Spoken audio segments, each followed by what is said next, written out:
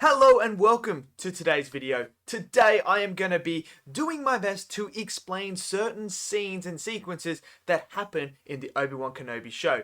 Mainly, we're focusing on episode 3 here with the whole confrontation between Vader and Obi-Wan Kenobi. So what I'm going to dive into is particularly the Obi-Wan and Luke comparison that I have been seeing everywhere. I'm going to try and do my best to explain that as well. Also, the whole Vader killing spree that he goes on through the streets. I'm going to explain that because some people are misinterpreting that scene as well. There's also the Vader and Luke, not Vader and Luke, that's Return of the Jedi. Vader versus Obi-Wan Kenobi. We're going to talk about that fight as well and why it's not so flamboyant. And we are also going to talk about why Vader let Obi-Wan go. So we're going to get straight into it. So let's get right into it. Don't forget to click like and subscribe, and let's go.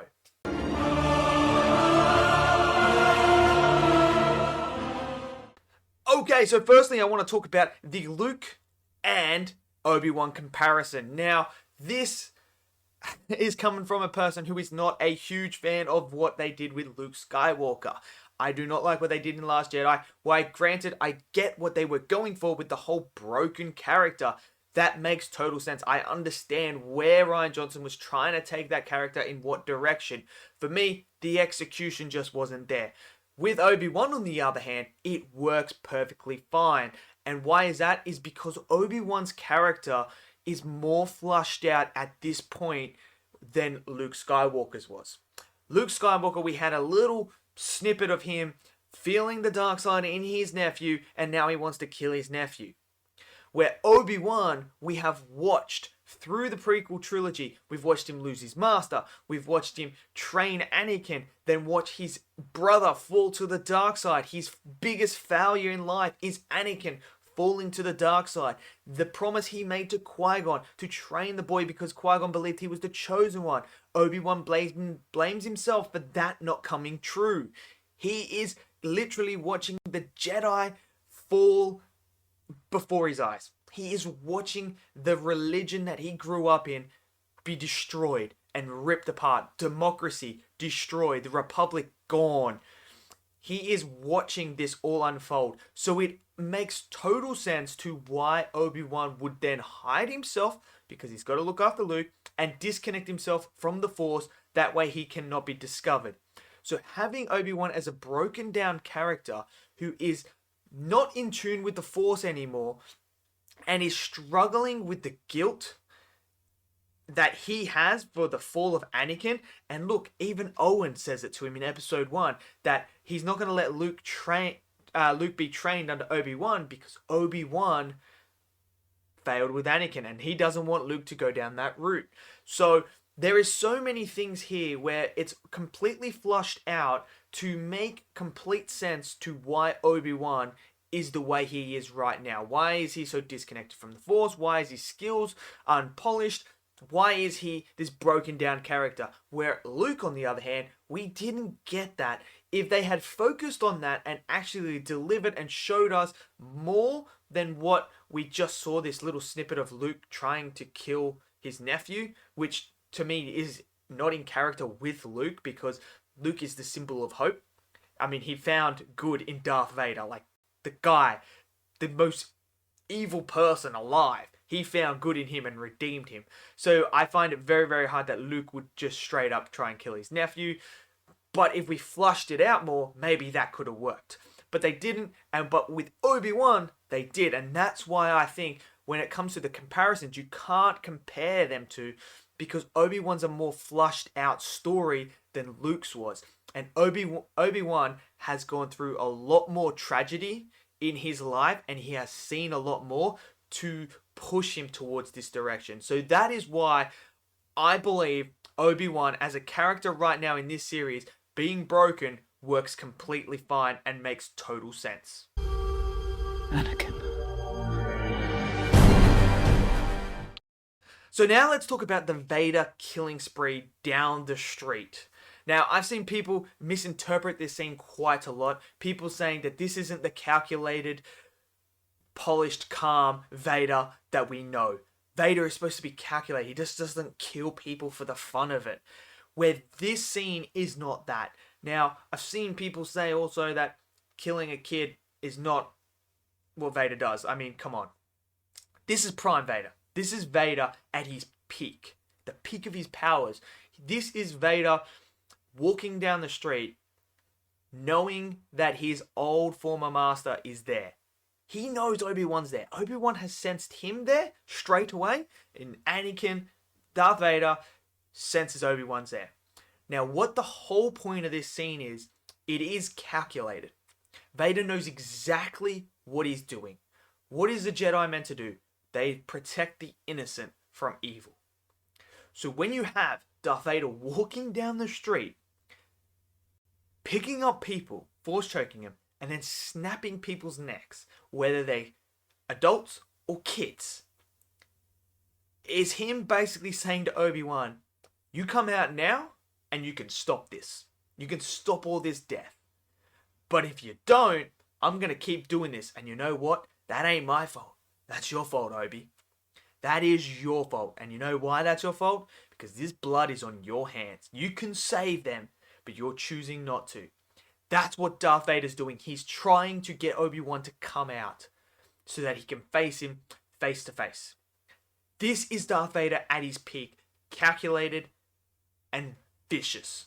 And that's what this is Darth Vader right now. I'm telling you right now, him walking down that street, that is Darth Vader to a T. So don't interpret this as him just doing meaningless killing. No, this is a calculated thing, trying to draw out Obi-Wan so that he can face him one-on-one.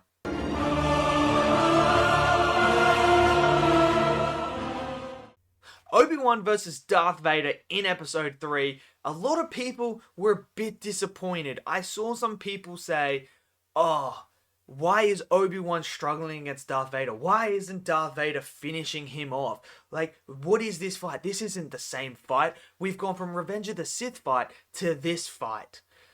Now, granted, I understand what they are. We've been treated to some insane lightsaber fight in the prequel trilogy. Like, come on, man. You got Qui-Gon Jinn and Obi-Wan versus Darth Maul.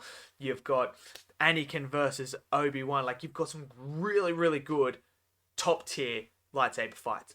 But when it comes to this particular fight, you gotta understand, this is Obi-Wan 10 years on. He has not fought anyone with a lightsaber. He doesn't even use his lightsaber at all. Remember, they were buried. He buried his and Anakin's lightsabers in the sand. He buried them. So he has not picked it up and wielded one for 10 years.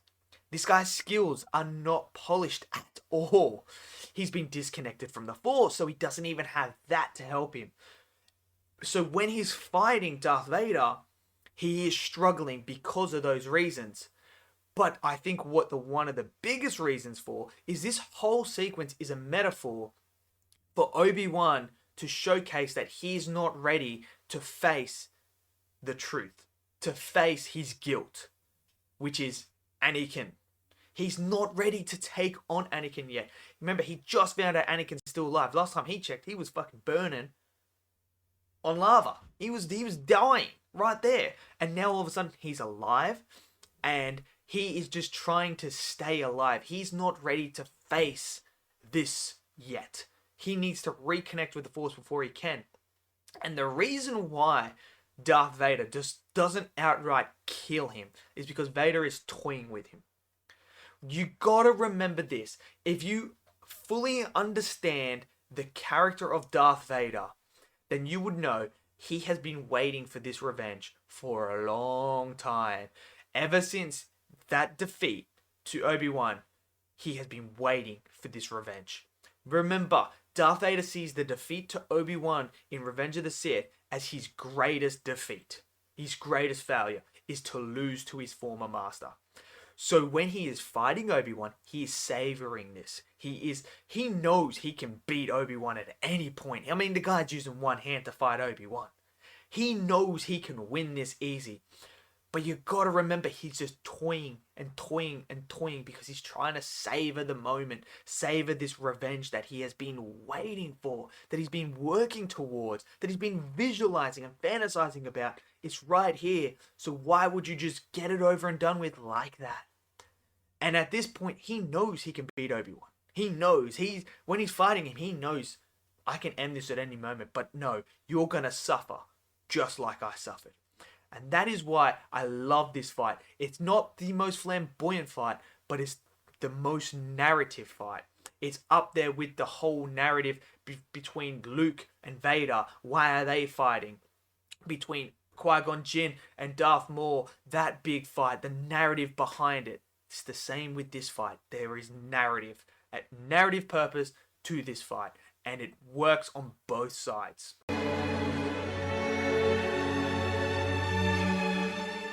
Now, I've also seen a lot of people criticize the Darth Vader letting Obi-Wan go. Well, granted, I totally get that criticism. I totally get it, because we did just see him force left, do whatever, drag Obi-Wan through the fire. We saw that. So we know Vader can literally grab him at any point and just pull him back. But what I interpreted this scene as, him letting Obi-Wan go, is the fact that when he was fighting Obi-Wan, Darth Vader has been fantasizing about this moment, about his revenge on Obi-Wan for a long, long time. And the way that I saw this whole sequence happening and him letting him go is because, realistically, I think Darth Vader was just really disappointed. I thought Darth Vader was thinking, I'm going to fight Obi-Wan and it's going to be glorious. I'm going to make him suffer. It's going to be a great fight. I'm really, really excited for it, and I'm going to get my revenge, my proper revenge. I'm going to savor it. It's going to be the best thing. But when he was fighting Obi-Wan, I think he was thinking, this is just pathetic. What are you? And he even says that to him. He says it to him in the show.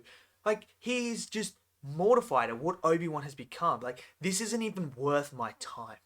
That's what Darth Vader is thinking at that point. He's like, this is absolute pathetic. This is not how my revenge was supposed to go. I was not supposed to just defeat Obi-Wan like that. I was not meant to just see Obi-Wan fall so quickly, so fragile, so old, so disconnected. This isn't how it's supposed to go. So I think having Darth Vader let him go makes sense for the character of Darth Vader. This wasn't the revenge he was looking for. He pities Obi-Wan right now. He is like, what is going on? This is not how I fantasized my revenge to be. This is not glory. This is not me destroying my greatest failure and getting rid of it.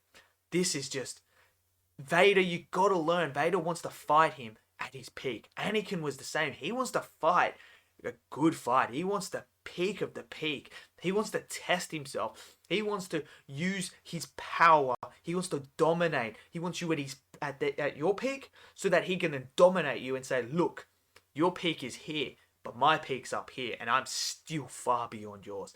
That's Darth Vader here. That's Anakin Skywalker. And yes, at any moment, he could have just brought Obi-Wan back, but I think he's thinking, let Obi-Wan go. He can recover, because I'm going to see him again. I know I'll see this guy again, and when I do, mark my words, you better be ready, Obi-Wan. And I think that's what Darth Vader's doing, is he's letting him go because he knows it's too easy. And I don't want it to be too easy. I want it to be a bit of a challenge for me. So that's why I believe Darth Vader let Obi-Wan go. So there we go. That's me explaining my interpretations of these scenes. Let me know in the comments below, what did you guys think? What did you think of the scenes? I understand your criticisms of Vader letting Obi-Wan go, but I think it's in character of Darth Vader to let Obi-Wan go because of all the stuff I mentioned. Let me know. Smash it down below. Smash that like button. Click subscribe. See you guys next video. Till then, stay safe. Peace out.